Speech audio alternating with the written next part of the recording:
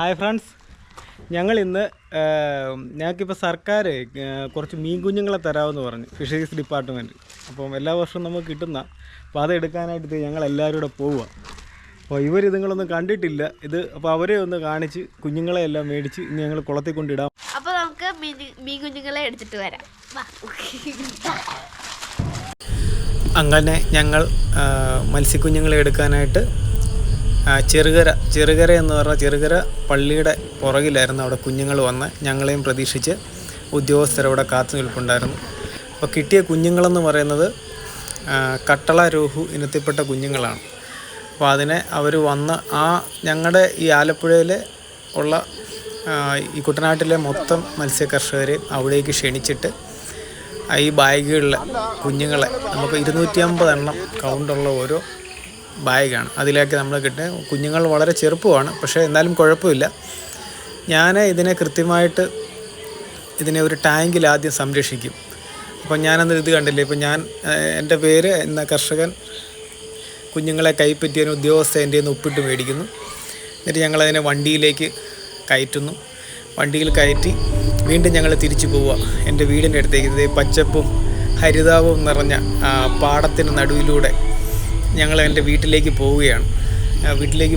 അവിടുന്ന് ചെന്നതിന് ശേഷം ഈ മത്സ്യക്കുഞ്ഞുങ്ങളെ നമ്മൾ കൃത്യമായിട്ടുള്ള നഴ്സറി ടാങ്ക് ഉണ്ട് എൻ്റെ, ആ ടാങ്കിലേക്കാണ് ഞാനതിനെ നിക്ഷേപിക്കാൻ പോകുന്നത്. ഇത് കണ്ടോ, ഞങ്ങളുടെ നാടും ചുറ്റുവട്ടങ്ങളും ഒക്കെ കണ്ടോ. പുതിയതായിട്ട് വന്ന ഞങ്ങളുടെ റോഡ് എന്ത് ഭംഗിയാണെന്നറിയോ. വലിയ സഹനത്തിന് ശേഷമാണ് ഞങ്ങൾക്ക് ഇത്രയും നല്ലൊരു റോഡ് കിട്ടിയത്. ഒരുപാട് പ്രളയത്തിന് ശേഷമൊക്കെ വളരെ ദുരിതം അനുഭവിച്ചിരുന്ന റോഡായിരുന്നു. ഇപ്പോഴത്തെ പിള്ളേരാദ്യം ഓരോരുത്തർ 2-3 ബാഗ് വീതം അവരെടുത്തുകൊണ്ട് മുന്നേ പോവുകയാണ്.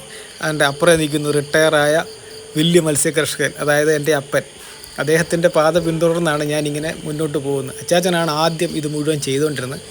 അപ്പം ഞാൻ ഗൾഫിൽ നിന്ന് വന്നതിന് ശേഷം അദ്ദേഹം അതെല്ലാം എന്നെ ഏൽപ്പിച്ചിട്ട് ഇപ്പം വിശ്രമ ജീവിതം നയിച്ചു പോകുന്നു. ഞങ്ങളുടെ വീട്ടിലെ ഏറ്റവും ചെറിയ പയ്യൻ, അതായത് പെങ്ങളുടെ മകൻ ജോക്കുട്ടനാണ് മുന്നേ. ഇതുങ്ങളുടെയൊക്കെ ആ ഉത്സാഹവും സന്തോഷവും, ഇതുവരൊക്കെ തൊടുപുഴക്കാരാണ്. തൊടുപുഴയിൽ നിന്ന് വന്നതായതുകൊണ്ട് ഇതുങ്ങളൊന്നും ഇത് കണ്ടിട്ടില്ല.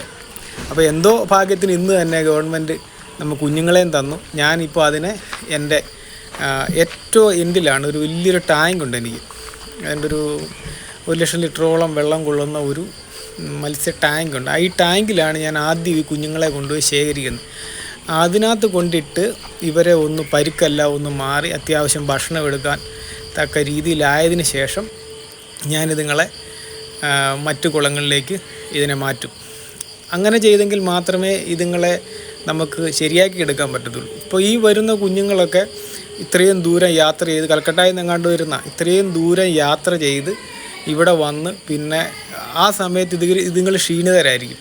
അപ്പം കുളത്തിൽ മറ്റു മീനുകളോ എന്ത് ജീവജാലങ്ങളുണ്ടെങ്കിലും ഇതുങ്ങളെ പെട്ടെന്ന് അറ്റാക്ക് ചെയ്യും. അപ്പം എനിക്ക് ചെറിയ പോണ്ടുകളുണ്ട്. ഇതിനകത്തെല്ലാം ഈ കുഞ്ഞുങ്ങളെ നമ്മൾ ശേഖരിച്ച് നിർത്തിയിട്ട് ഒരു കൈവെള്ള വലിപ്പമായി കഴിയുമ്പോഴത്തേക്കാണ് ഞാനിതിനെ വലിയ പോണ്ടിലേക്ക് മാറ്റുന്നത്. അപ്പോൾ വലിയ പോണ്ടിൽ കിടക്കുന്ന മത്സ്യങ്ങൾ അത്യാവശ്യം എല്ലാം ഒരേ വലിപ്പത്തിലുള്ളതായിരിക്കും. അപ്പോൾ പരസ്പരം അറ്റാക്ക് ചെയ്യാനുള്ള സാധ്യത കുറവാണ്. അപ്പോൾ ഈ വലിയ മീനുകൾ എപ്പോഴും ചെറിയ മീനുകളെ അറ്റാക്ക് ചെയ്യും. അപ്പോൾ അങ്ങനെ വരാതിരിക്കാൻ വേണം അത്യാവശ്യം വലിപ്പമാക്കിയതിന് ശേഷം നമ്മൾ എല്ലാ മീനുകളെയും ഒന്നിച്ചൊരൊറ്റ പോണ്ടിലേക്കാണ് വിടുന്നത്. അങ്ങനെ ചെയ്യുന്നതുകൊണ്ട് മാത്രമാണ് എനിക്കിത് വിജയിക്കാൻ പറ്റുന്നത്. അല്ലെങ്കിൽ നമ്മൾ സംഭവിച്ചു പോകുന്ന അബദ്ധം എന്ന് പറഞ്ഞു കഴിഞ്ഞാൽ എന്തെങ്കിലും ഒരു മീൻ, നിസാരം വരാൽ അല്ലെങ്കിൽ തവള, ഇങ്ങനെയുള്ള സാധനങ്ങളൊക്കെ ഈ കുഞ്ഞുങ്ങളെ പെറുകിക്കൊണ്ട് പോകും. നമ്മൾ എന്നിട്ട് ഈ 10,000-10,000 എണ്ണം ഇട്ടിട്ട് ഈ എണ്ണം കാൽക്കുലേറ്റ് ചെയ്ത് ഫുഡ് കൊടുക്കും. അവസാനം വിളം എടുക്കുമ്പോൾ ഒന്നും കാണത്തില്ല. നമുക്കിതിന് ഒരു കോഴിയോ താറാവോ ഒക്കെ ആണെങ്കിൽ നമുക്ക് എണ്ണി നോക്കാം എത്ര എണ്ണം ഉണ്ടെന്ന്. ഇതിന് നമുക്ക് ഒരു കാൽക്കുലേഷനും ഇല്ല. അപ്പോൾ അത് ചെയ്യണമെങ്കിൽ എപ്പോഴും മീനെ ഒരു 5 ഇഞ്ച് 6 ഇഞ്ച് വലിപ്പമാക്കിയതിന് ശേഷം മാത്രമേ ഓപ്പൺ പോണ്ടിലേക്ക് വിടാവുള്ളൂ. ആ സമയത്ത് നമ്മളൊരു നല്ല രീതിയിൽ ഫുഡ് കൊടുത്തു കഴിഞ്ഞാൽ മീൻ നന്നായിട്ട് കയറി വരും. മറ്റു മീനുകൾ തീറ്റിയെടുക്കുന്നില്ലല്ലോ. അപ്പം അങ്ങനെ ചെയ്യണം. പിന്നെ ഈ നീർക്കാക്ക എന്ന് പറയുന്ന സംഭവം ഭയങ്കര ശല്യമാണ്. അപ്പം കൃത്യമായിട്ട് വല വലിച്ച കുളങ്ങളിൽ മാത്രം കുഞ്ഞുങ്ങളെ ശേഖരിക്കുക. അങ്ങനെ ശേഖരിച്ച് കഴിയുമ്പോഴത്തേക്ക് അതുങ്ങൾ നമുക്ക് സർവൈവ് ചെയ്ത് രക്ഷപ്പെടുത്തിയെടുക്കാൻ പറ്റും. അതിനുശേഷം ഓപ്പൺ